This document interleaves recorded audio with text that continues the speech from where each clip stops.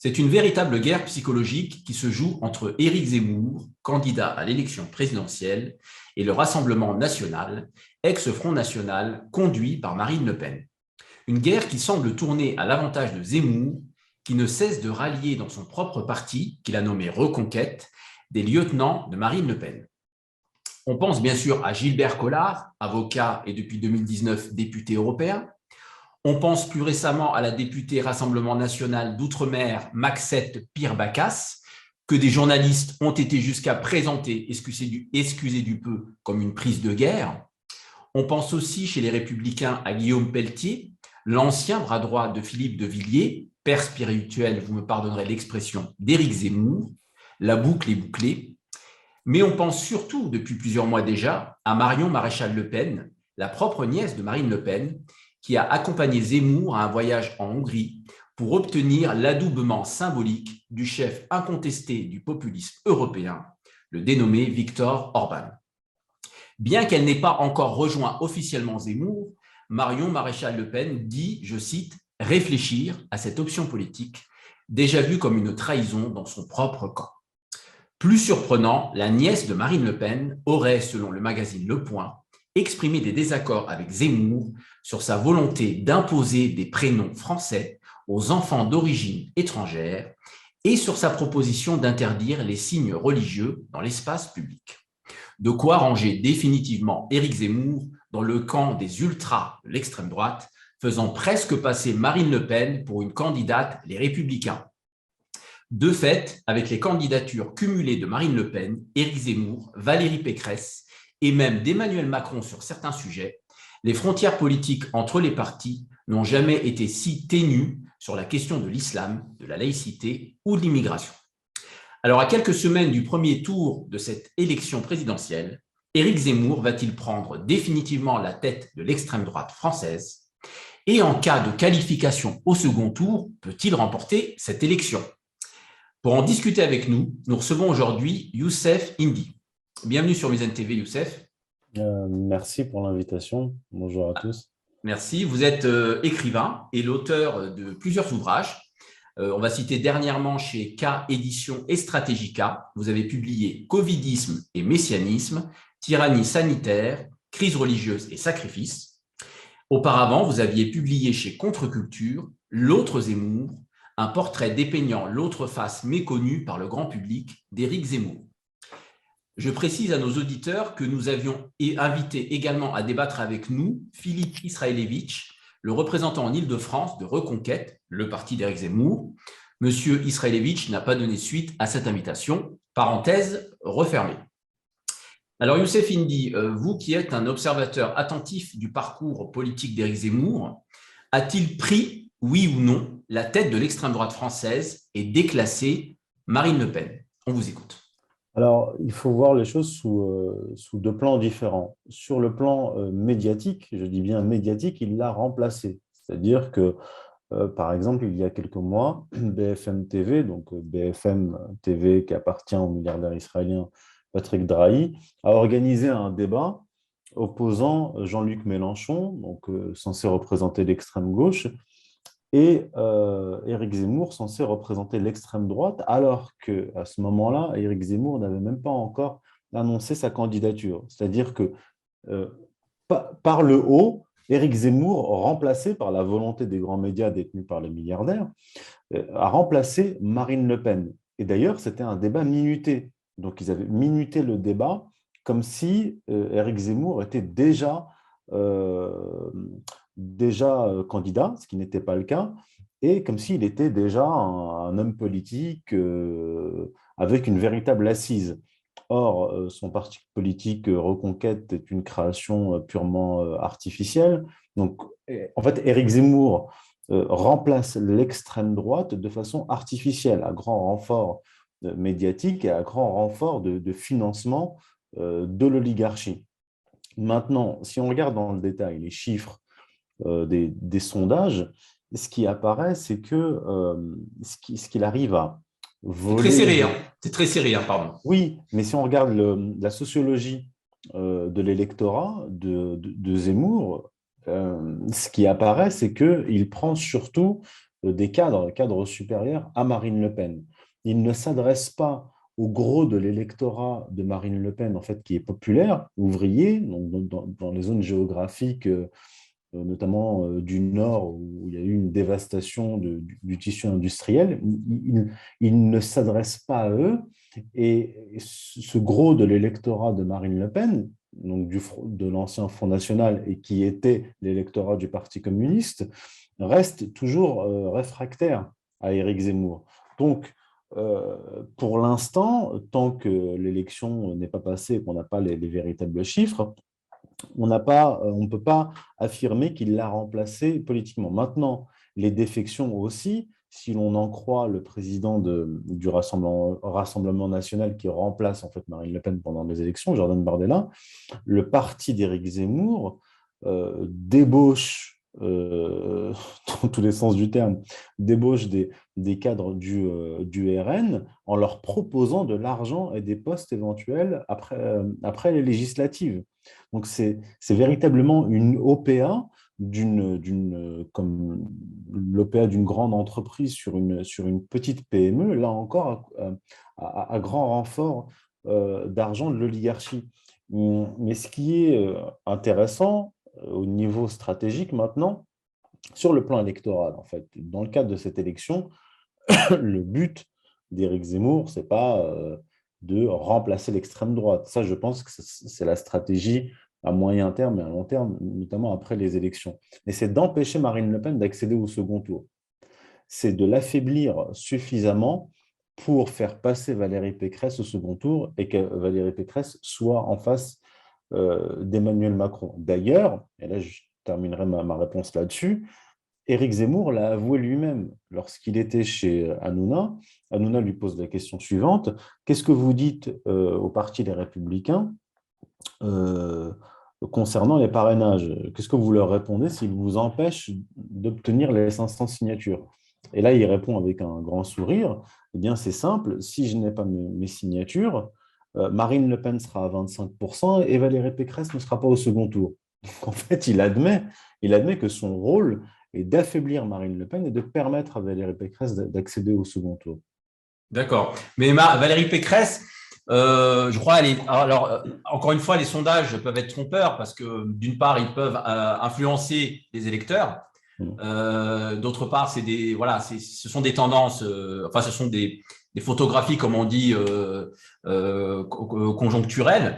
Bon, je crois que Valérie Pécresse est à 16%, je crois, comme Marine Le Pen, je crois. Oui, oui, elle est, au dernier sondage que j'ai vu passer, je crois elle a elle a un point de plus que Marine Le Pen dans le sondage. Alors, en sachant qu'il y a 5% de marge d'erreur dans un sondage, en général, donc ce qui signifie que finalement, quand c'est un point, c'est pas C'est pas significatif. significatif. Voilà. Donc, en réalité, c'est extrêmement serré. Donc, finalement, Valérie Pécresse, alors, elle talonne. Alors, du coup, c'est un mauvais point pour Marine Le Pen, puisque par rapport aux dernières élections, alors il faudrait comparer, par contre, les résultats, je ne les ai pas en tête, les résultats du premier tour de la dernière élection présidentielle par rapport au Front National. Je crois que c'était à l'époque encore le nom de ce parti. Ouais. Et donc, finalement, il y a une vraie incertitude. C'est-à-dire, vous dites que le rôle de Zemmour, c'est de faire passer Valérie Pécresse au second tour, n'est-ce pas? Et d'empêcher Marine Le Pen d'arriver au second tour. Mais étant donné les écarts assez ténus et donc les scores assez serrés, finalement, est-ce qu'il n'y a pas une espèce d'incertitude sur cette option-là? Ça, c'est le premier point. Et le deuxième point, vous disiez que c'était un remplacement artificiel de l'extrême droite. Mais effectivement, vous l'avez abordé, les ralliements, on a quand même des ralliements de certains cadres du Front National, enfin du Rassemblement national, pardon, et on a cette hésitation de la nièce, la propre nièce de Marine Le Pen. C'est quand même symboliquement très très fort. Est-ce que ces ralliements ne donnent pas une épaisseur politique du point de vue de l'extrême droite française à la démarche d'Éric Zemmour? Déjà, il faut regarder, faut voir qui sont les personnalités qui sont passées du RN au parti de Zemmour. Gilbert Collard n'a jamais été un très grand nationaliste. Je pense qu'il fait partie de ces gens comme Ménard qui ont infiltré le Front National pour le détruire de l'intérieur. Parce que, je vous donne un exemple, Robert Ménard, qui soutient toujours Marine Le Pen, était à la manœuvre derrière Zemmour dès l'année 2020 pour pousser Éric Zemmour à se présenter à l'élection présidentielle. Donc, ce sont des gens qui jouent double jeu. Si on regarde après un peu plus dans le détail, on a des gens comme Damien Rieu. Bon, Damien Rieu est surtout un internaute qui fait de la communication, qui faisait de la communication pour le RN qui est passé à Reconquête. Mais cela, effectivement, peut très lourdement affaiblir Marine Le Pen durant les élections, même au sortir des élections. Mais quand même, les Français n'aiment pas beaucoup la trahison. Et ces trahisons successives, en fait, ces gens qui sont rachetés par le parti d'Éric Zemmour ne font que rendre plus sympathique Marine Le Pen et la faire passer pour une victime. Et ils font passer, en fait, Zemmour apparaît comme un imposteur financé par l'oligarchie et comme une sorte de vampire qui suce le sang de la famille Le Pen et du parti Le Pen. Parce que si Marion Maréchal rejoint Éric Zemmour, cela fera effectivement un énorme coup dur pour Marine Le Pen et cela dégradera plus encore l'image de la famille Le Pen qui ne cesse de s'entretuer. Mais vous Maintenant, dites, Youssef, pardon de vous interrompre, juste ouais, pour réagir à ce propos, vous dites que Zemmour apparaît comme le vampire soutenu par l'oligarchie qui vampirise comment dire, le Rassemblement national ou qui débauche certains de ses cadres ou certains de ses acteurs. Mais finalement, alors vous le présentez comme ça, mais est-ce qu'il n'y a pas de la part de certains de ces éléments, bon, Guillaume Pelletier qui était donc dans une filiation villiériste, qui est quand même assez proche idéologiquement on l'a vu même dans les rapprochements publics de Zemmour, premièrement. On pourrait penser aussi à Marion Maréchal Le Pen, même si encore une fois elle n'a pas soutenu officiellement, enfin elle n'a pas encore oui, elle a franchi passé le le pas. pas. Voilà, elle n'a pas franchi le Rubicon encore, mais il y a quand même ce voyage politique qui est quand même important. Donc, est-ce que finalement, tout ce personnel politique, est-ce que on peut pas admettre à un moment donné qu'ils considèrent que Zemmour est beaucoup plus crédible, beaucoup plus offensif sur le plan de la rhétorique, beaucoup plus efficace et qu'il va très très loin dans le discours, n'est-ce pas, sur certains thèmes, hein, on pourra en parler, la question de l'islam, l'immigration, et que donc finalement, ils auraient trouvé leur champion, surtout en pensant au tollé qu'avait été le débat de enfin de la précédente élection avec Macron, Marine Le Pen, il faut garder ça à l'esprit. Hein. Ça a été vraiment vécu comme un échec profond qui a remis en cause justement la réflexion sur la prochaine candidature du Rassemblement national. Donc, pour vous, est-ce qu'on ne peut pas admettre tout simplement que ces cadres, on considère que Zemmour est le mieux placé politiquement pour gagner l'élection? Alors là encore, il y a deux niveaux. Je pense qu'au niveau de la base, et là je pense vraiment aux adolescents ou aux jeunes identitaires qui n'ont pas de culture politique et qui ne sont pas des observateurs de la vie politique, il y a un côté séduisant qu'a Zemmour et que pouvait avoir jadis Jean-Marie Le Pen, c'est-à-dire quelqu'un d'assez cultivé, qui parle bien et qui est radical dans les propos. Et effectivement, quand on a entre 20 et 30 ans, on est plus attiré, si on est un identitaire, on va être plus attiré par un Éric Zemmour qui est très offensif, très, très virulent, plutôt qu'une Marine Le Pen qu'on voit avec des chats, avec un discours presque gauchisant de leur point de vue, en tout cas qui s'est très largement adouci. Il y a cet attrait-là. Mais au niveau des cadres, ce n'est pas le cas. Moi, je pense, avant que Jordan Bardella ne dise que véritablement ce sont des gens qui sont achetés, que Reconquête leur propose de l'argent, j'avais tweeté quelques jours avant, de façon pas ironique, hein, je disais ils doivent avoir un budget, Reconquête, ces financiers doivent avoir un budget pour alloués aux Ça veut prostituées dire quoi les politiques. acheter concrètement? Ça veut dire quoi les acheter? De leur donner de l'argent. C'est-à-dire que c'est ça que… Alors, moi, j'avais On a déjà… des informations là-dessus? On a des Alors, informations? pour l'instant, il n'y a pas d'informations documentées. C'est pour ça que j'évite de l'affirmer. Mais le président du Rassemblement national affirme publiquement que l'équipe d'Éric Zemmour appelle des cadres du RN et leur propose de l'argent. Il leur propose de leur donner de l'argent. Moi, c'est des informations que j'avais par ailleurs, d'accord? Et qui ont été confirmées par cette déclaration de Jordan Bardella. Mais quand je dis des informations, c'est des bruits de couloir. Mais de toute façon, autant de défections dans un instant aussi court ne peuvent pas être motivées par, par des, comment dire, des causes politiques. Sinon, il l'aurait fait plus tôt. Et par ailleurs, par rapport à Marion Maréchal, qu'est-ce qu'elle avait déclaré il y a quelques mois? Elle a déclaré qu'elle soutiendrait celui qui est le mieux placé. Or, dans les sondages, le mieux placé, la mieux placée, c'est Marine Le Pen. Parce que la question, c'était, va-t-elle soutenir Zemmour ou Marine Le Pen? Elle a dit, je vais soutenir le mieux placé. Aujourd'hui, la mieux placée, c'est Marine Le Pen. Mais elle a déjà déclaré qu'elle ne soutiendrait pas Marine Le Pen et que la ligne, la stratégie d'Éric Zemmour était plus en accord avec ses idéaux. Or, on sait qu'elle a plutôt des difficultés avec son école à Lyon.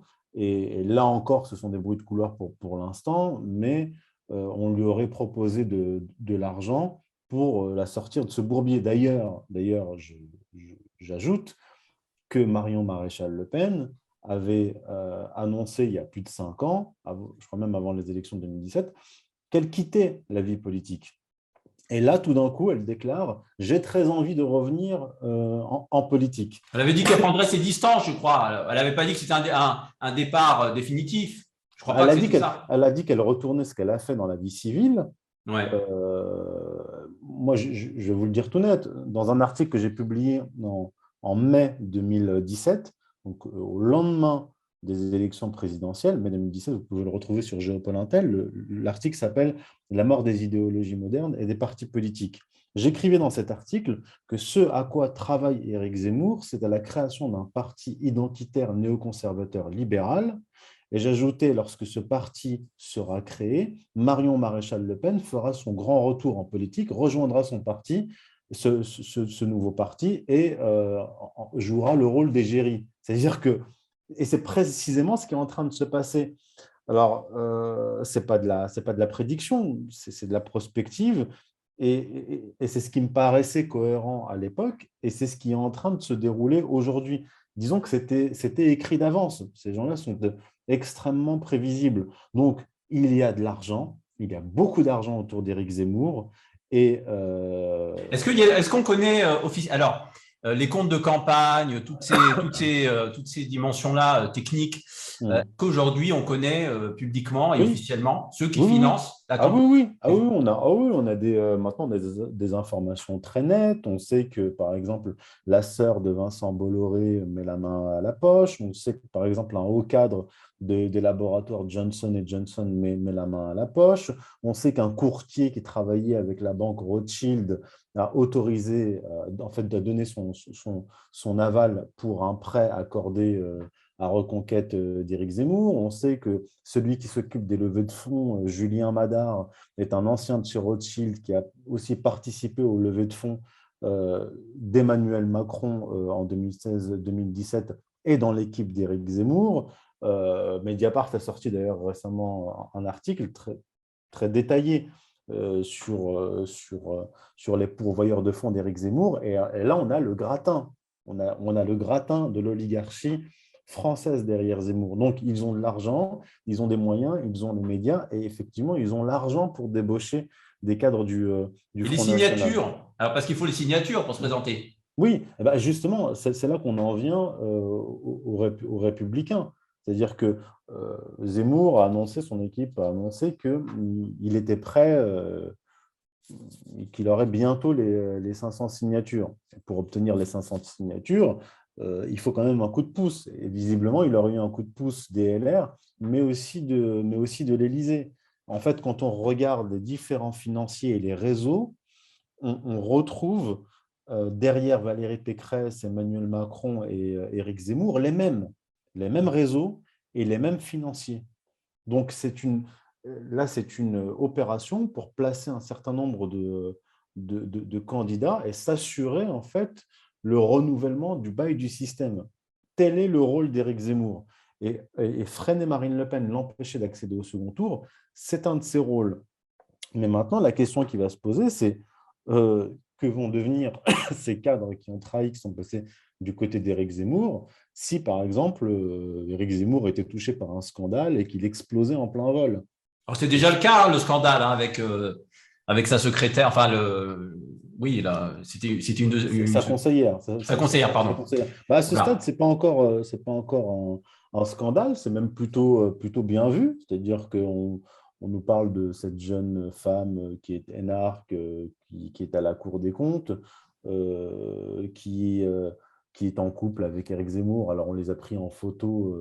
Paris Match a diffusé les photos. Bon, celui qui a pris les photos les accompagnait. On voit d'ailleurs en photo le photographe en question qui est aux côtés Et d'Éric ça, c'est les Zemmour et qui a paparazzis, hein. Les placé. paparazzis, c'est très intrusif, hein. Ils sont très intrusifs Non, dans non, la mais vie. ils étaient ensemble, c'est-à-dire que il les Ah, accompagnait pour vous, pour. c'est une Mais, opération mais avec bien sûr l'accord que, de Zemmour. mais bien sûr que c'est une opération. Un des actionnaires principaux de Paris Match est Vincent Bolloré. Ouais. Alors, quand Éric Zemmour dit oui, on sait très bien d'où vient le coup, etc., sous-entendant que c'est Alors, l'homme. quel est l'intérêt pour Zemmour que ce type d'information qui peut ternir son image par rapport à son épouse, parce qu'il était encore marié, je crois, Bah, en fait, à cette on époque-là. n'est pas aux Quel est États-Unis. l'avantage pour lui de ce genre de choses? La France n'est pas les États-Unis, c'est pas un pays puritain dans lequel ce genre d'information fait scandale. Au contraire, Éric Zemmour bénéficiait. Il avait une image, excusez-moi de rentrer dans ce genre de détails, mais c'est la réalité d'un petit juif maghrébin un peu rachitique. Et là, on le montrait sur la plage avec une jeune femme. Et c'était une façon aussi de valider un peu son discours viriliste, avec son D'accord. livre sur la féminisation, etc. Et ça a fonctionné parce que ça ne lui a pas causé du tort.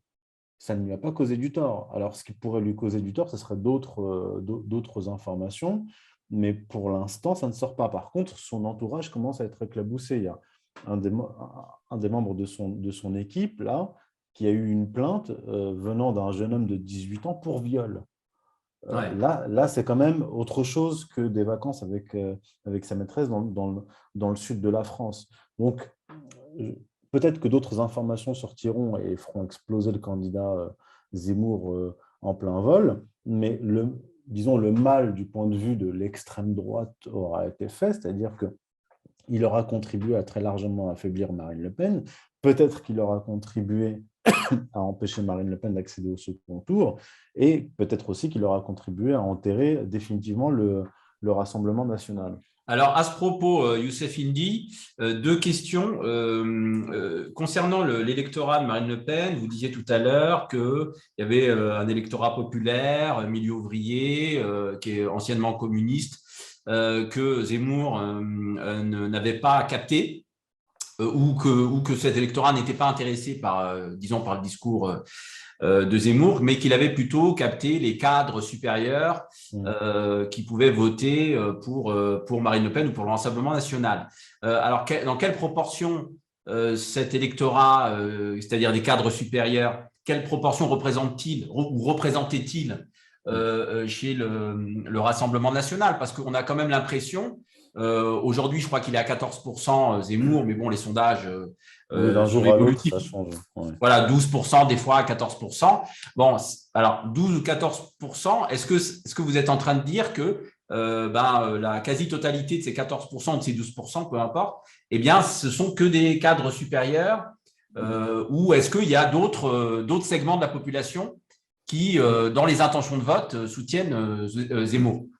Alors, d'après les informations que j'ai, qui sont apportées par le sondeur et politologue Jérôme Sainte-Marie, son électorat n'est pas simplement les cadres qu'il aurait siphonnés au RN, parce qu'au niveau de l'électorat, il n'y a pas tant de cadres que ça au RN. Ouais. Quoique, il y a eu, en 2017, il y a eu une poussée hein, dans ces milieux-là, d'où aussi la modification du discours de Marine Le Pen aux élections présidentielles précédentes. Donc, elle draguait quand même des milieux de classe moyenne, cadres, des centres-villes.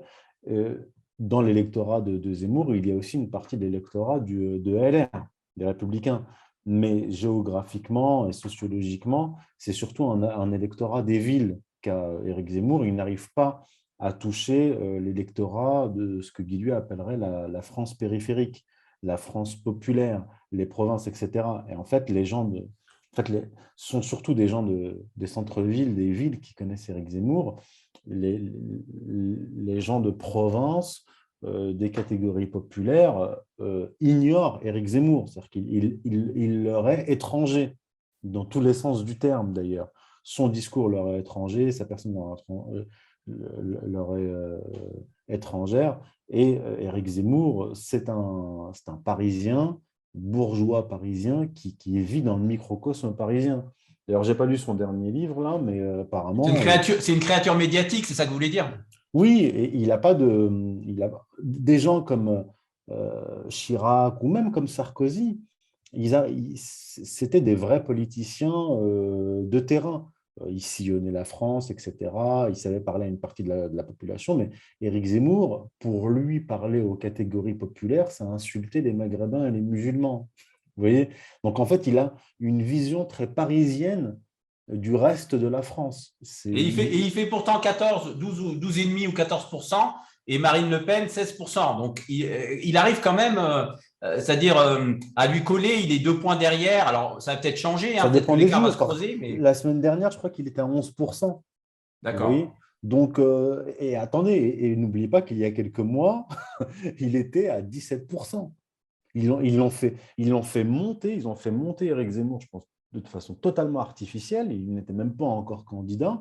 Et il dépassait Marine Le Pen. Et il prenait un point tous les 2-3 jours. C'était hallucinant. Je crois qu'il est monté jusqu'à 18% en dépassant Marine Le Pen. Puis il est redescendu à 11%. Alors peut-être que de leur point de vue, du point de vue de ses patrons et du système médiatique, ils s'imaginaient qu'Éric Zemmour pouvait supplanter Marine Le Pen et prendre sa place au second tour. Et je pense que les Est-ce que c'est sondages possible? réels… Vous Non, pensez que c'est possible, ça? non, non, non, je ne pense pas. Et je pense que même ces patrons en ont pris acte, c'est-à-dire que les résultats des sondages réels, peut-être, parce qu'on peut aussi faire des sondages qu'on ne rend pas publics, hein, ont dû leur faire comprendre qu'il était impossible pour Éric Zemmour de prendre la place de Marine Le Pen. Et c'est là qu'on a eu une entrée en scène de Valérie Pécresse, dont on n'entendait pas parler, en fait. Et il y a une montée en puissance médiatique de Valérie Pécresse, et je pense qu'ils ont dû changer de stratégie en cours de route. Je pense que la stratégie initiale, d'ailleurs j'avais écrit un article là-dessus et Robert Ménard était à la manœuvre, c'était d'amener Marine Le Pen à même renoncer à sa candidature. Robert Ménard, il travaillait en fait à une alliance entre Marine Le Pen et Zemmour, mais en fait, il travaillait surtout à la soumission de Marine Le Pen au profit d'Éric Zemmour. Elle n'a pas accepté. Donc, ils ont fait ces sondages artificiels où ils la dépassaient. Je pense qu'ils ont vu les sondages réels et ils ont compris que ce n'était pas possible. Et la phase 2, ça a été l'entrée dans la course de Valérie Pécresse. Et donc, comme ils ont compris qu'ils ne pouvaient pas prendre sa place, Zemmour ne pouvait pas prendre la place de Marine Le Pen au second tour, eh bien là, ils utilisent Éric Zemmour pour simplement affaiblir Marine Le Pen et faire passer Valérie Pécresse au second tour. Voilà. Mais le but de la manœuvre, moi, ce que je dis depuis 2020, c'est de toute façon, quel que soit le candidat du système, le rôle d'Éric Zemmour est de faire réélire Macron ou de faire élire le candidat du système, quelle que soit la personne. Et d'ailleurs, et maintenant, même ce discours-là, mon analyse, commence à être reprise même par les cadres du Front Ce qui est National. surprenant quand même, c'est de voir que Macron est toujours en tête des sondages. Moi, c'est vraiment quelque chose qui serait intéressant d'analyser. Je ne sais pas si vous avez une explication là-dessus, mais après les 5 années de présidence qui se termine, la gestion sanitaire qui a été extrêmement critiquée au départ, comment dire, les contraintes de vie que cela a entraîné avec les différentes mesures, passe vaccinal, masque, etc., qui restent impopulaires malgré tout, avec les conséquences économiques, même si elles ne peuvent pas être attribuées à Macron directement là-dessus, mais des effets du Covid. Donc, on se demande quelles sont les motivations qui poussent une majorité, même si c'est toujours des chiffres qui restent assez bas quand même pour une présidentielle. Voilà, il y a un effritement progressif au niveau historique des chiffres. Malgré tout, c'est quand même assez étonnant de voir que Macron est en tête de course, pour l'instant, en tous les cas, et encore une fois, ce sont que des sondages, donc il ne faut pas non plus voilà, surestimer les choses. Alors, si tant est que les résultats renvoient à une certaine réalité, ça reste quand même surprenant. Comment vous le comprenez-vous? Alors, le problème, c'est qu'il y a des politologues qui qui produisent des interprétations à partir des sondages. Or, on ne peut pas vraiment prendre les sondages au sérieux, mais leur analyse est la suivante, c'est de dire Emmanuel Macron n'a plus en fait un électorat qui serait divisé sur le plan socio-économique. On n'est plus dans un électorat de classe, disons, mais on aurait une sorte d'électorat macronien transversal avec une montée des ouvriers dans l'électorat d'Emmanuel Macron jusqu'à 20%, d'après les sondages. On peut à la limite, on pourrait à la limite comprendre qu'il y ait, d'ailleurs c'était le cas en 2017, un électorat de plus de 65 ans, c'est-à-dire des retraités importants chez Macron. Ils étaient importants en 2017, ils sont restés très importants lors des élections européennes de 2019. Donc on peut dire qu'effectivement, sa gestion du Covid, totalement destructrice pour toute la partie active de la société, a arrangé en fait les retraités, en fait les boomers hypocondriaques qui étaient très satisfaits de voir tout le monde enfermé chez soi, les entreprises fermées, etc., leurs enfants et leurs petits-enfants enfermés dans des 40 mètres carrés, mais satisfaits parce qu'ils avaient l'impression d'être protégés. Donc ça peut s'expliquer. Mais une montée de la classe ouvrière dans l'électorat d'Emmanuel Macron, alors que surtout durant le Covid, le travail du gouvernement a été de détruire la société et de détruire le tissu économique, là, pour moi, c'est un mystère. Ou alors, vous savez, il peut y avoir une crainte de la population, vous savez, une crainte du vide étatique, une crainte l'anarchie, de l'anarchie.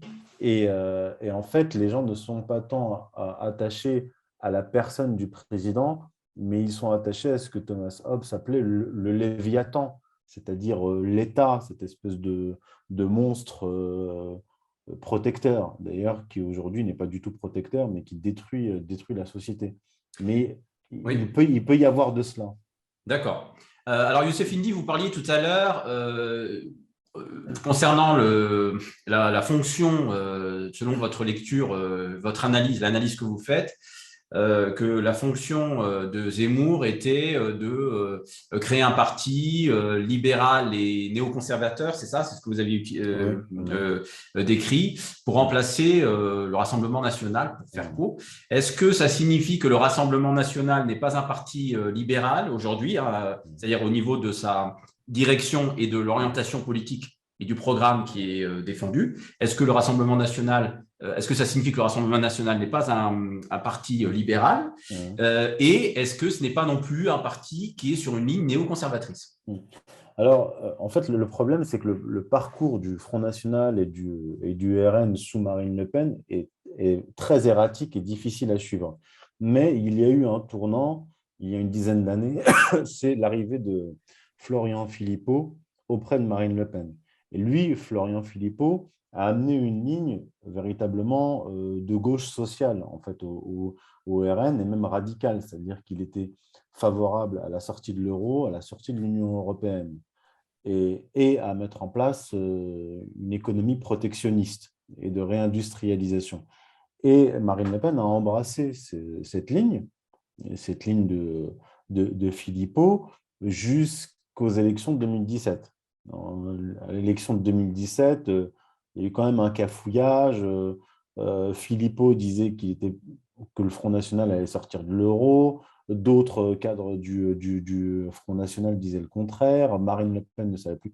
Et du coup, aujourd'hui, Marine Le Pen n'est plus pour la sortie de l'euro, elle n'est plus pour la sortie de l'Union européenne. Et là, c'est pour des raisons électorales, mais elle garde quand même un discours qui est centré sur le social.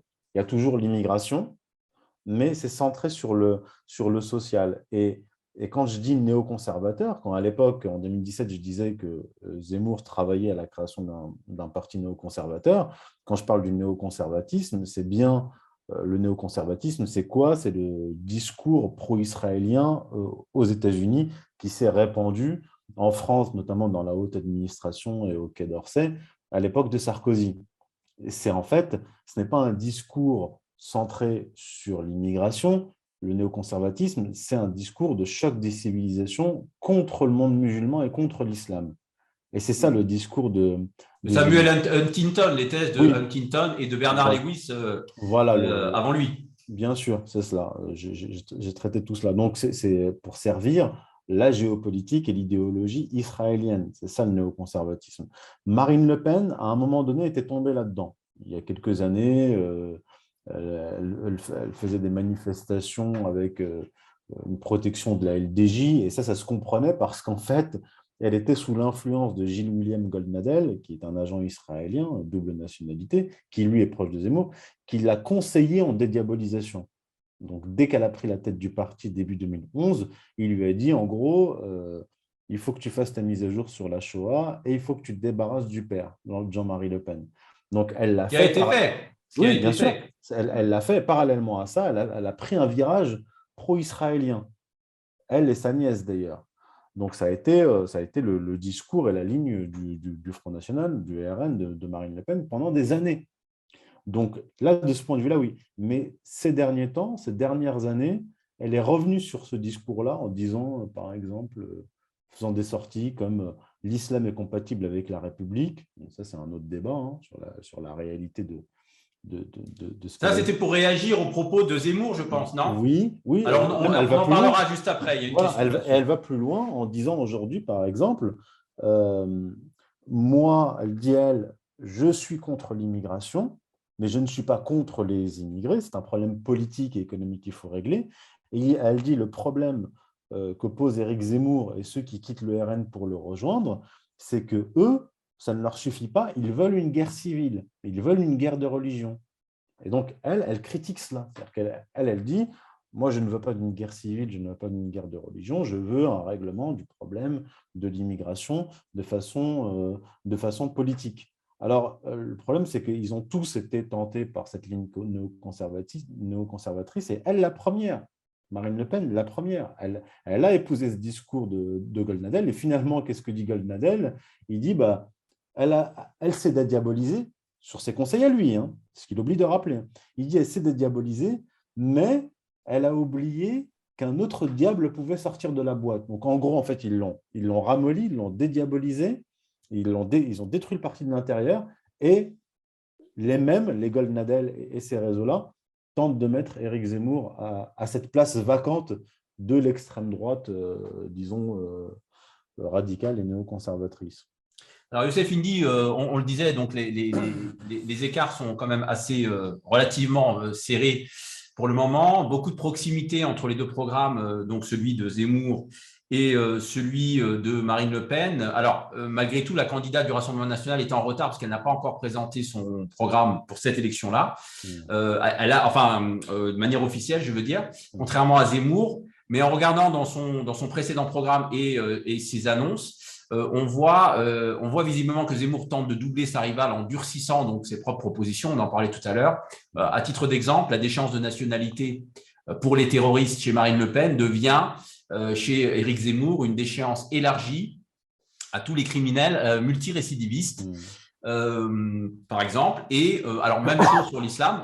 On parlait, vous disiez, effectivement, Marine Le Pen avait fait une déclaration, mais qui reste quand même, ce sont des déclarations assez rares, mais qui étaient assez surprenantes sur le fait que elle disait que les concitoyens de confession musulmane, elle faisait un distinguo entre les Français de confession musulmane et la politique ou la ligne, disons la ligne dure qui est menée contre ce qu'on appelle l'islam radical ou parfois même le terrorisme. Donc on l'a vu avec Zemmour sur la proposition des prénoms français, ou plutôt l'interdiction d'appeler son fils Mohamed ou sa fille Aïcha. Je donne des exemples. Sur les mosquées, il est intéressant de remarquer que Macron a appliqué une des mesures du programme de 2017 de Marine Le Pen. Je pense à la fermeture de mosquées, des mosquées dites extrémistes. Voilà, donc on a eu 22 mosquées dans le cadre de la loi contre le séparatisme qui ont été alors fermées temporairement ou pas. Mais on voit qu'une fois de plus, l'islam est l'enjeu de toutes les surenchères, chez Zemmour bien sûr, mais également chez d'autres candidats, au point où aujourd'hui on ne fait plus de différence en France sur le plan politique sur la question de l'islam en France, on ne fait plus trop de différence entre islam et islamisme ou islam radical. Donc ma question est la suivante: l'islam est-il le seul sujet qui permette aujourd'hui aux candidats d'exister politiquement, donc au présidentiel notamment, et pour quelles raisons? Pourquoi cette recette marche-t-elle tout le temps sans jamais s'user?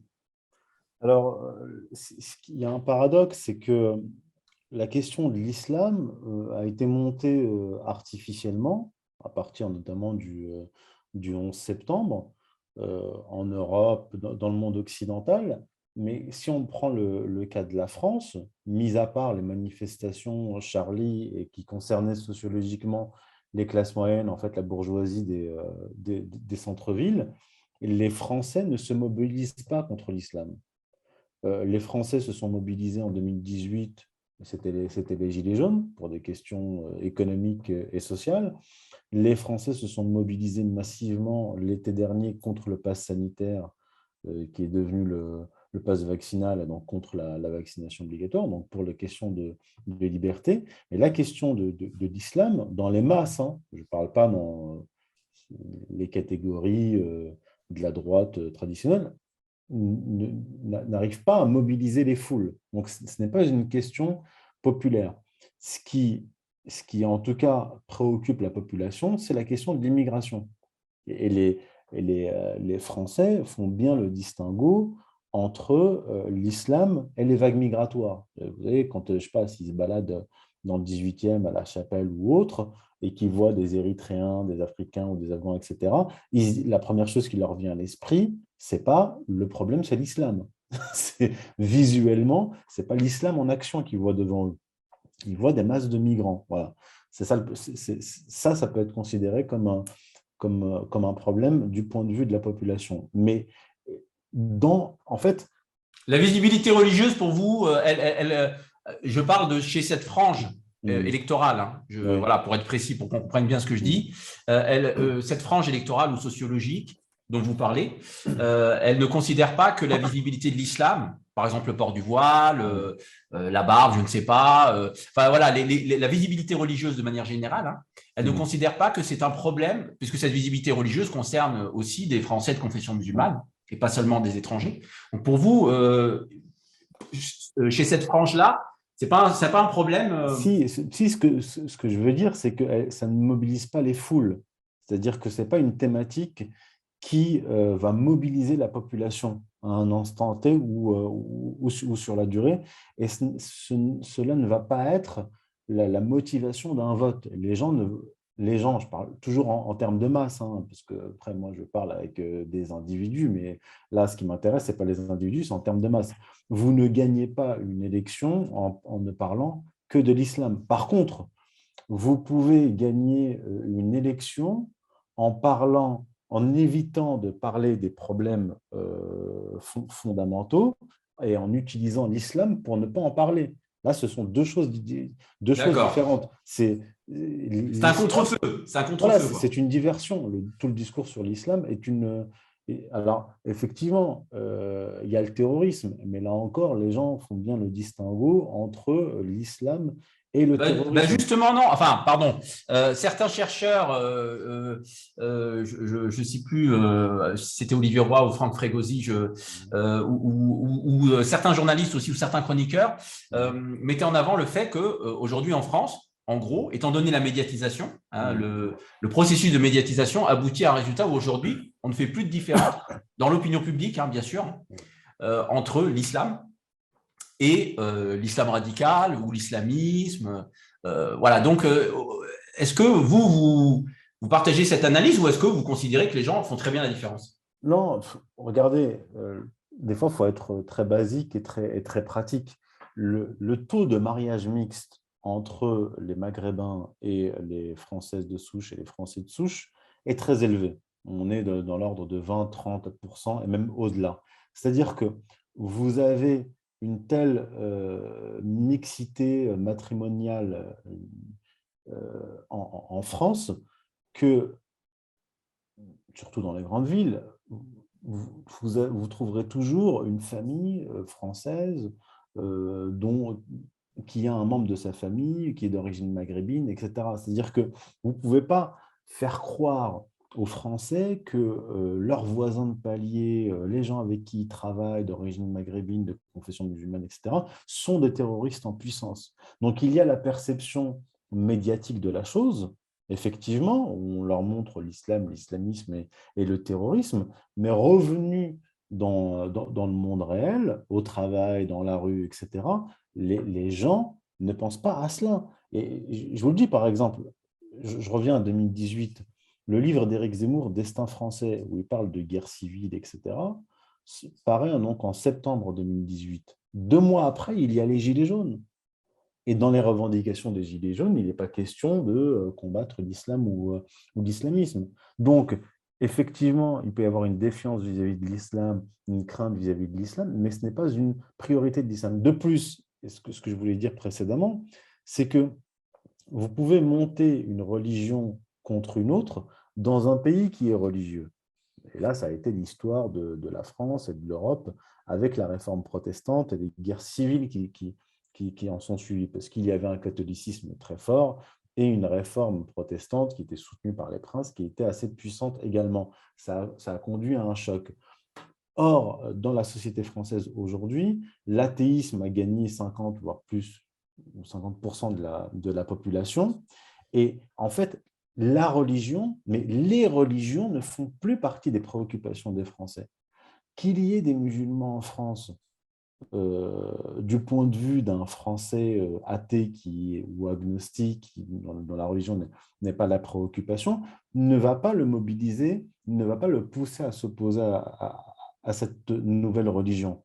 De plus, les musulmans eux-mêmes, de deuxième, de troisième génération, en France, en termes de masse, ne sont pas des gens particulièrement religieux ou particulièrement pratiquants, même s'ils sont croyants. Donc, vous avez, je parle en termes de masse, je ne parle pas Oui, de bien sûr. minorité, je ne parle pas des 100 000 wahhabites qu'il peut y avoir en France, etc.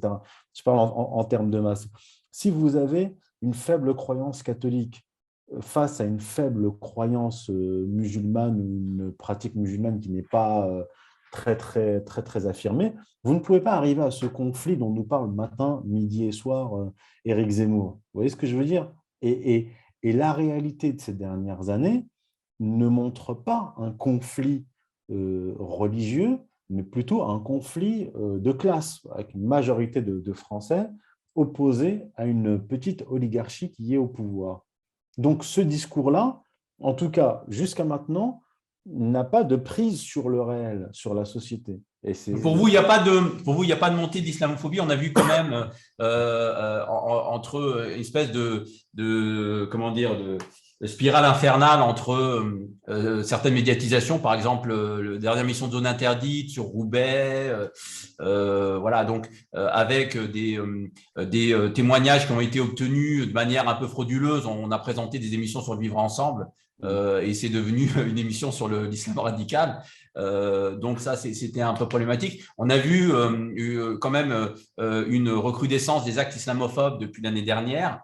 Une boucherie halal incendiée, des têtes de sangliers dans des pompes funèbres musulmanes, beaucoup de mosquées taguées. Et d'ailleurs, il y a aussi des églises qui subissent des profanations. Donc ça ne concerne pas seulement les mosquées, mais disons qu'étant donné la configuration médiatique, ce phénomène cible surtout l'islam. Donc, est-ce que vous reconnaissez cette augmentation d'actes islamophobes ou d'actes anti-musulmans, encore une fois, qu'on peut corréler à une certaine médiatisation qui est assez anxiogène, ou est-ce que c'était juste pour dire par rapport à ce que vous disiez, le distinguo que les Français peuvent faire entre le musulman du quotidien et ce qu'on leur présente dans les médias. Voilà. Alors, en fait, est-ce que pour vous, ces actions, pardon, pour terminer, est-ce que pour vous, ces actions sont le fruit de groupuscules d'extrême droite ou je ne sais pas, identitaires,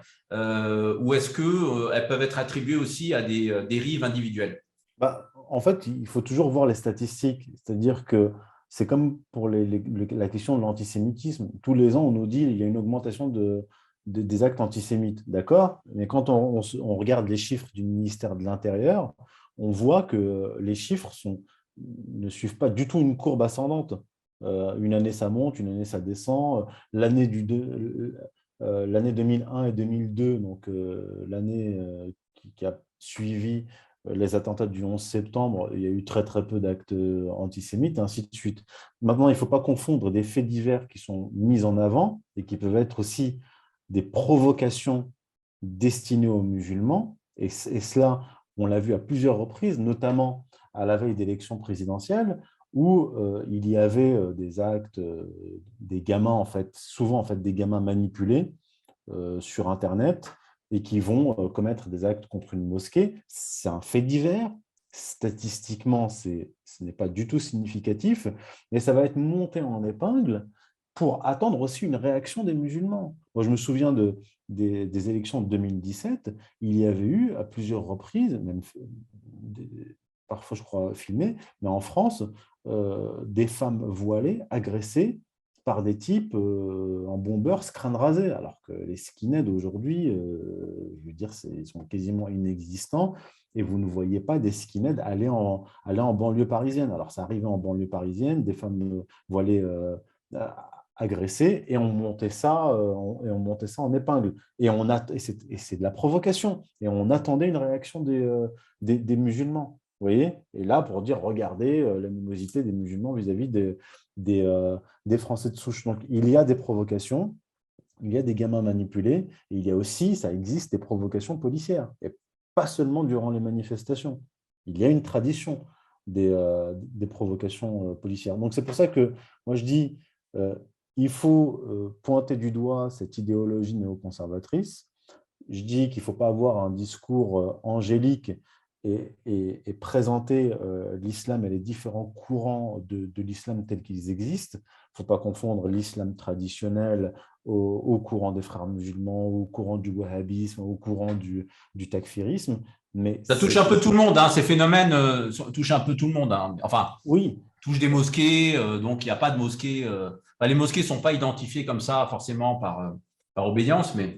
Oui, mais je parle du point de vue des Français qui sont étrangers à l'islam. Il faut avoir ce discours pédagogique que j'essaie d'avoir. Mais encore une fois, il est quand même très difficile de parler à des Français qui ne connaissent plus leur catéchisme, qui ne lisent pas les évangiles, commencer à leur expliquer ce que c'est que l'islam, le Coran, les différents courants. Je veux dire, ils ne s'intéressent même plus à leur propre religion. Pourquoi vous voulez qu'ils s'intéressent à la nôtre ou à celle des autres? Donc, ça ne tient pas la route. Comme je le dis, on est dans un pays qui a été déchristianisé, où la religion n'est plus centrale. Peut-être que ça va être temporaire, mais si le christianisme… Vous avez aussi des conversions à l'islam ou à d'autres religions de Français. Donc, il y a aussi des évolutions historiques, il y a des changements, il y a des dynamiques. Bien D'accord. sûr, et quand on parle d'islam, il ne faut pas oublier aussi les convertis. Alors, ils vont faire quoi? Il va faire quoi, Zemmour, des Français convertis, des Français bretons convertis à l'islam, qui sont bien plus français que lui, puisque lui, il n'est français que depuis le décret Crémieux et ses parents sont venus en France. Donc, à un moment donné, il faut simplement remettre de la nuance et faire des catégories dans notre discours. Et tout le travail de Zemmour est justement de tout confondre alors qu'il ne connaît, je veux dire, moi je veux bien qu'il parle d'islam, mais ce n'est pas une religion qu'il a étudiée, ce n'est pas une religion qu'il connaît. Donc il n'est pas légitime pour en parler et donner des leçons à d'autres journalistes en disant vous connaissez l'islam, etc. Comme si lui avait un doctorat en islamologie. À un moment donné, faut redescendre. Alors, dernière question, Youssef Indy, on a parlé de la communauté musulmane. On va se pencher maintenant sur la communauté juive française, dont Éric Zemmour est issu. Depuis quelques mois, une tension ouverte s'est exprimée avec, d'un côté, une partie de la base des Français de confession juive qui semble soutenir, nous dit-on en tous les cas, la démarche politique de Zemmour, une base séduite par ses propos sur l'islam et peut-être sur le discours de coexistence porté par Zemmour entre son appartenance nationale à la France et son judaïsme personnel. Et d'un autre côté, en face, plusieurs représentants des institutions juives de France, dont le grand rabbin Haïm Korsia, qui a traité Zemmour d'antisémite, une accusation rédhibitoire s'il en est, ou bien de Francis Khalifa, le président du Conseil représentatif des institutions juives de France, qui a qualifié Éric Zemmour de nouveau chef de file du révisionnisme en France et a appelé à faire barrage à sa candidature. Enfin, Bernard-Henri Lévy, que Éric Zemmour a qualifié, je cite, de traître à la France, et qui a lui également appelé à faire barrage. Donc, cette guerre ouverte finalement entre les institutions ou des représentants des institutions juives de France, Éric Zemmour, semble inédite en France. Comment vous l'analysez et est-ce qu'elle est le marqueur d'un clivage de la communauté juive sociologique avec d'un côté une partie qui soutiendrait la candidature de Zemmour, qui se retrouverait dans ses propos ou dans certains de ses propos, et d'un autre côté des acteurs politiques ou institutionnels qui voient en lui un danger. Alors, la confrontation de la communauté juive sur ces thèmes-là n'est pas une nouveauté. En fait, elle existait déjà à l'échelle internationale. J'en avais parlé il y a quelques années. C'est l'opposition entre les likoudniks israéliens et ceux qui soutiennent les likoudniks, c'est-à-dire ce qu'on appelle l'extrême droite israélienne, mais qu'il faut appeler en fait le sionisme religieux, c'est-à-dire le sionisme judaïque religieux qui veut restaurer le royaume d'Israël d'après les frontières bibliques. C'est eux qui sont montés en puissance en Israël. La montée en puissance a commencé avec la guerre de 67 et le gouvernement le plus messianique de l'histoire de l'État d'Israël est arrivé au pouvoir en 2013 et avec une montée aussi en puissance du messianisme dans l'armée israélienne. Donc ça, c'est la réalité. Et de l'autre côté, vous avez en fait le judaïsme libéral, très bien implanté notamment aux États-Unis, qui est sioniste et qui s'oppose à ce sionisme religieux, parce que de leur point de vue, ils mettent en danger les Juifs.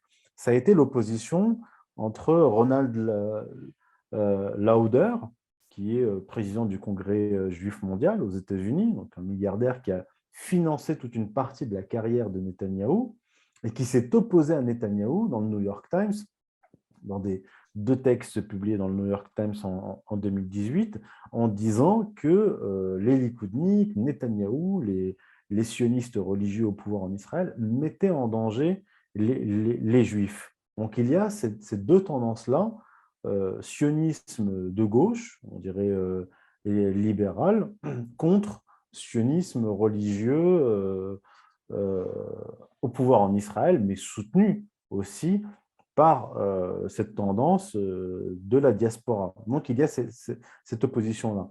Mais est-ce qu'on ne retrouve pas tout à fait ça en France, dans cette opposition que j'ai décrite dans la question? on ne retrouve pas tout à fait cette configuration, c'est-à-dire entre, enfin vous me direz, hein, vous me corrigerez si je me trompe, entre ce sionisme religieux qui est un peu, qui alimente un peu la politique de colonisation, hein, les colonies dans les territoires palestiniens, et ce judaïsme libéral ou ce sionisme, enfin dans son volet politique, ce sionisme libéral en France. Est-ce que pour vous, Zemmour, c'est le représentant de, comment dire, d'une extrême droite religieuse, donc d'un sionisme religieux, étant donné qu'il insiste essentiellement sur l'identité catholique de la France? Bon, après, on peut interpréter ça comme on veut, mais malgré tout, ce discours-là ne va pas du tout, enfin, ne va pas dans le sens de ce sionisme religieux. Donc, comment vous voyez le lien entre ce que vous venez de dire et cette tension en France? Alors, je vais poursuivre mon propos et vous allez voir qu'on va retomber dessus. En fait, les sionistes libéraux à l'étranger, mais aussi en Israël, notamment représentés par le journal Haaretz, font un reproche en particulier à Netanyahou, qui était Premier ministre, mais à toute cette tendance likoudnique en Israël et à l'étranger. Ils leur reprochent quoi? De faire alliance avec les souverainistes et les nationalistes occidentaux, Orban, Trump, etc. Et en fait, leur discours, c'est de dire, vous nous mettez en danger parce que vous validez, et là c'est le reproche qui est fait à Éric Zemmour, par la tendance BHL, les libéraux, parce qu'en fait, lui, Zemmour, c'est un juif religieux qui soutient Israël et qui a une vision véritablement tribaliste de la C'est pas religion prégnant. juive. Alors, je ne dis pas que c'est pas le cas, mais il n'en a pas fait un élément de rhétorique clairement affirmé, puisque il est un peu mal à l'aise sur cette question quand il est questionné. Mais en gros, dans son discours de dire de souverainisme, la France avant toute chose, la France, les Juifs français doivent penser à la France et pas penser à Israël. On l'a entendu dire des choses de cet acabit-là. Ce type de discours ou ce malaise, indépendamment de ses convictions personnelles, ne va pas dans le sens tout de même d'un sionisme religieux qui, lui, a un discours très, très… En fait, il faut le lire parce qu'il y a plusieurs choses. Il y a le Zemmour des plateaux de télévision, le chroniqueur. Il y a le Zemmour écrivain. Et aujourd'hui, il y a le Zemmour homme politique qui se présente à l'élection présidentielle. Et ces différents Zemmour tiennent un discours avec des nuances, voire des différences, ou plutôt des arguments, des éléments qui sont mis en avant dans un cas, mis en retrait et mis en avant dans un autre. Si vous lisez son livre Destin français, c'est un discours religieux juif qu'il tient. Il dit par exemple que la France a des racines juives, judaïques, que c'est en gros la France, et là il tient le même discours que Bernard-Henri Lévy, que la France en fait ne serait pas la France sans le royaume d'Israël, parce que son modèle c'est le royaume d'Israël, et il dit si aujourd'hui la France ne prend pas exemple sur l'État d'Israël, elle s'abîme dans l'histoire. Donc il a une vision qui est religieuse, qui est juive, il est de tradition juive, il a été dans une école juive, il a étudié la Bible hébraïque, la Torah dans le texte, en hébreu, quand il était enfant, dans les écoles Lucien de Hirsch et Yavne. Donc il a cette vision-là. Et le discours, en fait, de Netanyahou, la ligne de Netanyahou, c'est la ligne de Zemmour. Quand il dit, par exemple, les médias occidentaux vilipendent Israël, Orban, Poutine, ils vilipendent les régimes illibéraux, etc. Mais en fait, les peuples plébiscitent le gouvernement de Jérusalem, etc. Il est dans un discours, en fait, qui est à la fois likoudnique, donc radical pro-israélien d'extrême droite, et d'alliance avec les extrêmes droites et les nationalistes européens. C'est ça la ligne de Zemmour. C'est pour ça quand il dit à BHL, vous êtes Balzac en France et vous êtes pas Maurras, il dit, mais Barès à Jérusalem, vous êtes incohérent. Et il dit, en fait, Israël, c'est Barès, c'est le nationalisme. Donc, en fait, quand il rattache la France au royaume d'Israël, au judaïsme, eh bien, ça correspond à son discours quand il rattache Barès, le nationalisme français, au nationalisme israélien aujourd'hui. Et ça, c'est la ligne de Zemmour, ça, c'est la ligne défendue par cette tendance. Mais vient s'ajouter une dimension franco-française du judaïsme. Et là, c'est important, c'est-à-dire qu'il y a une particularité de la tradition juive française qu'on ne retrouve pas ailleurs. C'est ce qu'on appelle l'israélitisme. Les Israélites de France, ce sont ces juifs qui ont obtenu la citoyenneté française après la Révolution française, donc grâce aux révolutionnaires, grâce à la République, qui, ont, qui ont accédé à, comment dire, à une vie, à un niveau social très aisé en France, et qui se sont opposés aux tendances de gauche du judaïsme. Et en fait, l'opposition qu'on voit aujourd'hui entre un BHL et un Zemmour, c'est une opposition qu'on a vue en France durant l'entre-deux-guerres et durant l'occupation française. Je m'explique. Lorsqu'il y a eu des vagues d'immigration juive venues de l'Est, donc en France, dans les années 30, les Israélites de France, c'est-à-dire le consistoire, qui était tenu à l'époque, le consistoire de Paris par Roger de Rothschild et le consistoire de France par Édouard de Rothschild, son cousin, et d'autres membres éminents de l'israélitisme français, s'opposer à cette immigration juive venue de l'Est et s'opposer à ces immigrés-là une fois qu'ils se sont installés en France, puisqu'il les qualifiait de racailles et il disait qu'à cause d'eux, l'antisémitisme allait augmenter. C'est d'ailleurs pour cela que ces Israélites, le consistoire et le juif, durant l'occupation française, ont livré à Vichy, ont livré aux Allemands, aux nazis, ces juifs-là venus de l'Est pour s'en débarrasser et s'en sont servis comme bouc émissaire.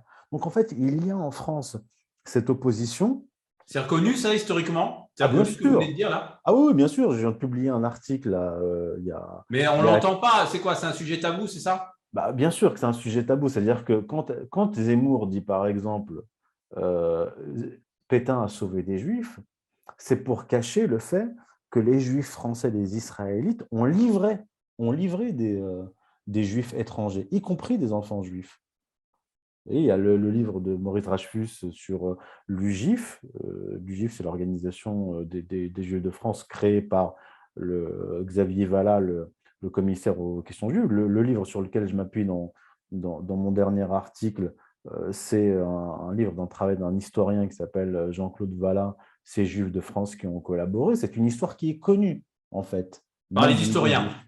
par les historiens, et les gens comme Bernard-Henri Lévy, Zemmour et le président du CRIF connaissent parfaitement cette histoire. Donc en fait, pourquoi est-ce qu'il reproche ce discours-là à Zemmour? En fait, il lui reproche ce que reprochait à Haaretz à Netanyahou, ce que reprochent les libéraux de gauche aux sionistes likoudniks. Ils disent en gros, en embrassant l'extrême droite, en l'étreignant, en voulant devenir en fait le chantre de l'extrême droite, vous validez l'extrême droite historiquement. Et donc, vous risquez, c'est ce qu'il lui reproche, de réanimer l'antisémitisme, puisqu'en embrassant l'extrême droite, il donne une sorte de tampon de validité à cette Et extrême donc, droite. quelle est la réponse alors bon, je ne sais pas, de Zemmour ou en tous les cas des Zemmouriens à cette critique que vous venez de formuler, enfin, cette critique des Juifs libéraux ou laïcs, hein, on disait le laïc souvent aussi à une certaine époque. Quelle est la réponse des Zémouriens par rapport à ça?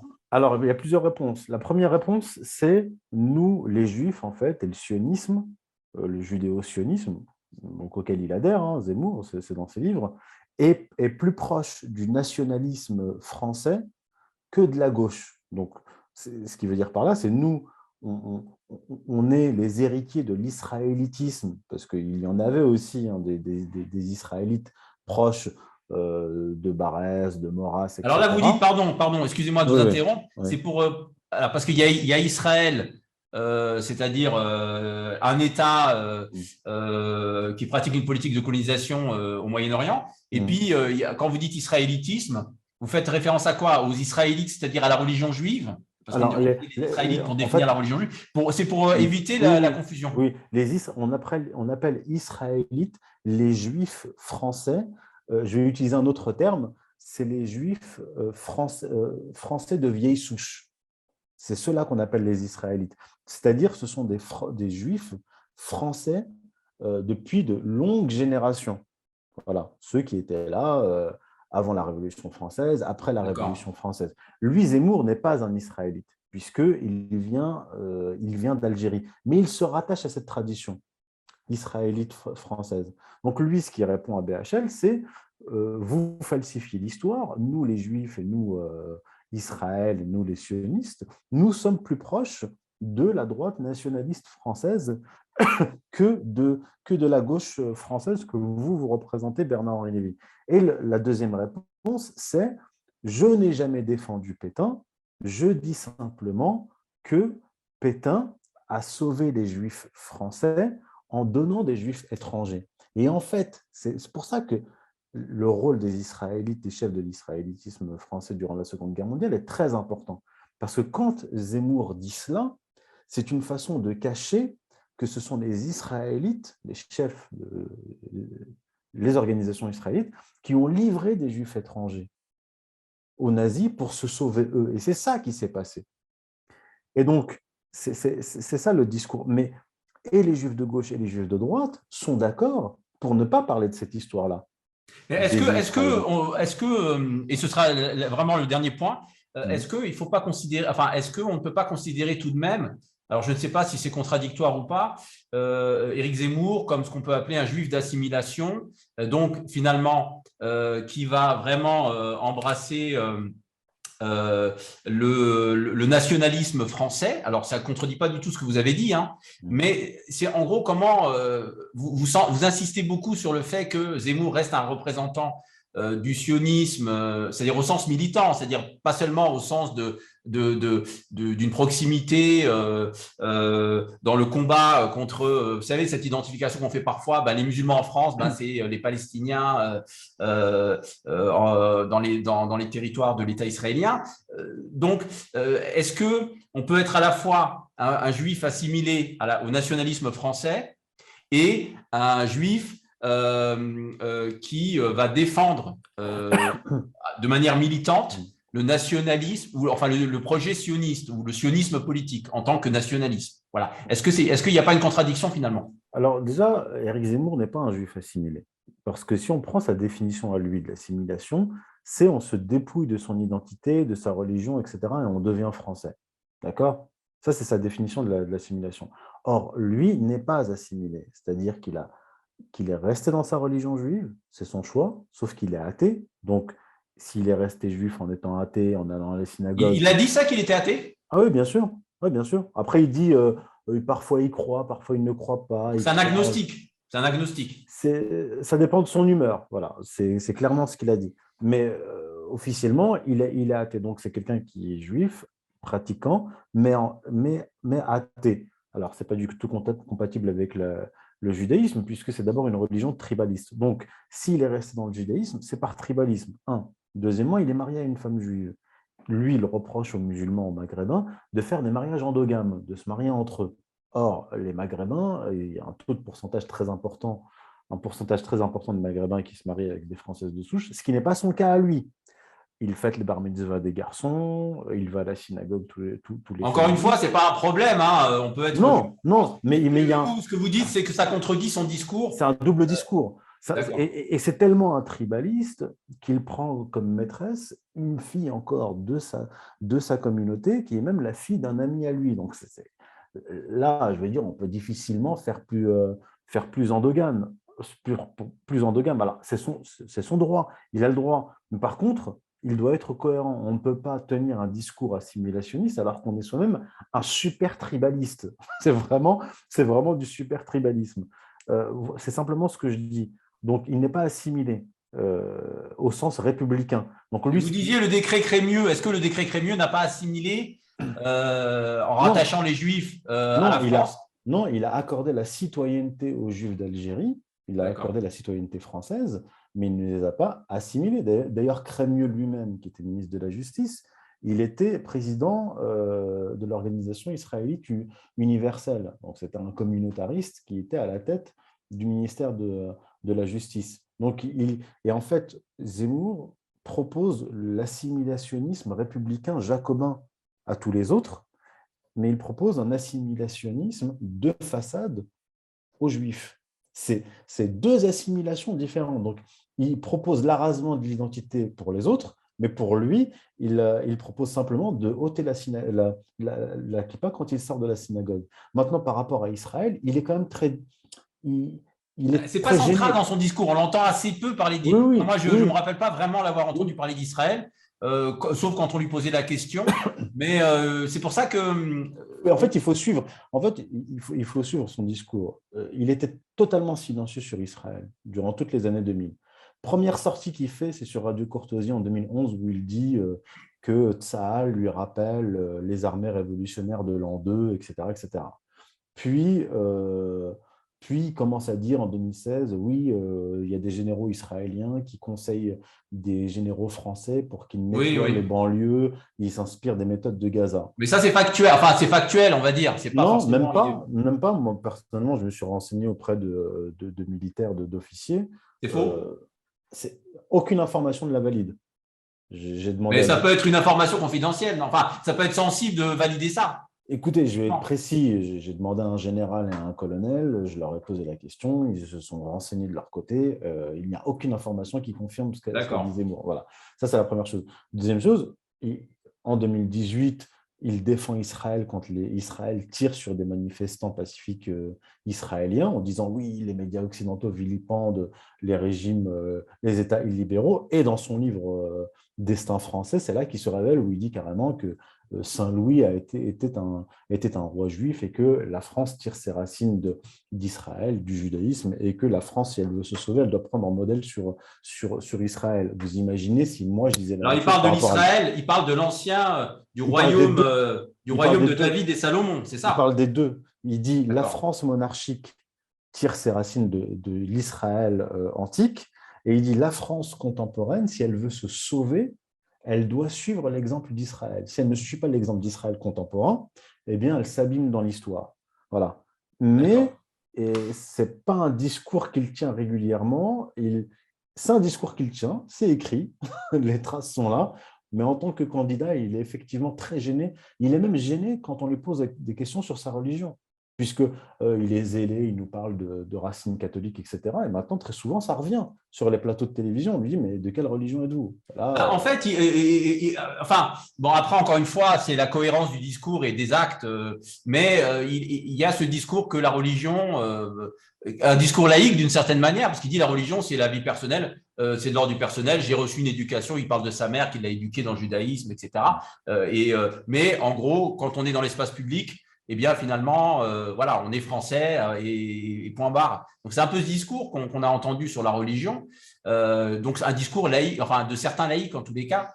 Donc, voilà, je ne sais pas si vous partagez cette analyse aussi, enfin, ce regard. bah, lui, il parle d'assimilation et de se fondre complètement dans la civilisation. Une fois, on lui a posé la question, on lui a dit, bah, alors pourquoi vous ne vous convertissez pas au catholicisme?